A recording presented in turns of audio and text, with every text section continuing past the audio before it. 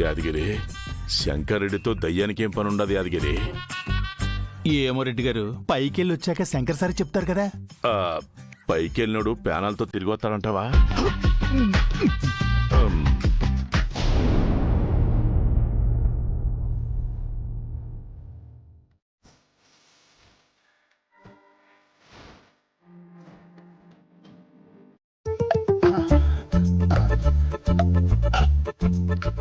రండి.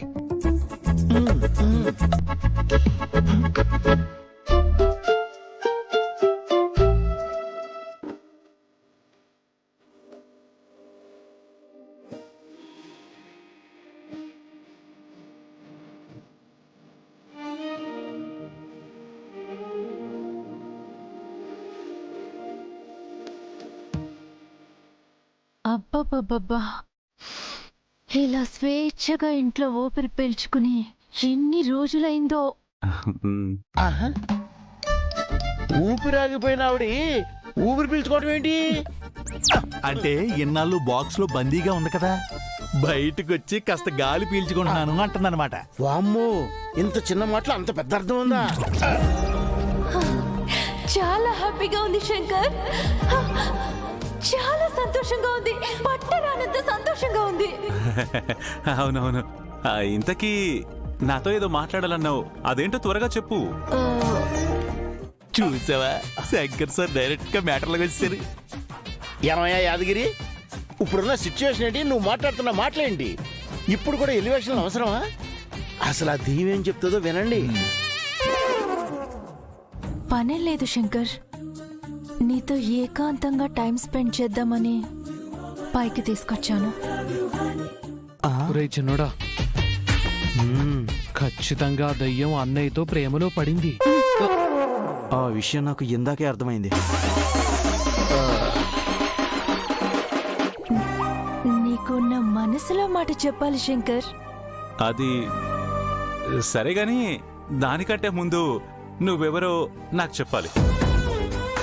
నాకు నా గతం తెలీదు, కానీ భవిష్యత్ ఏంటో తెలిసిపోయింది. భూతాలకు భవిష్యత్ ఏంటండి?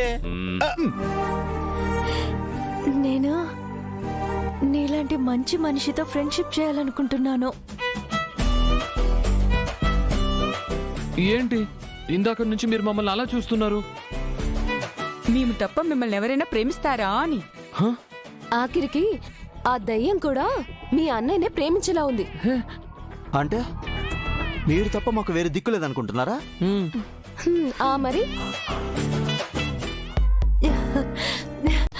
అవును శంకర్, ఏ దిక్కు లేని నాకు నువ్వే దిక్కులా కనిపించావు.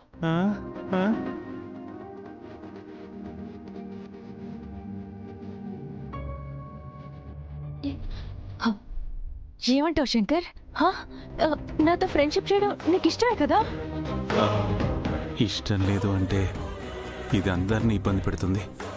ఆ కష్టం ఏదో నేనే పడతాను.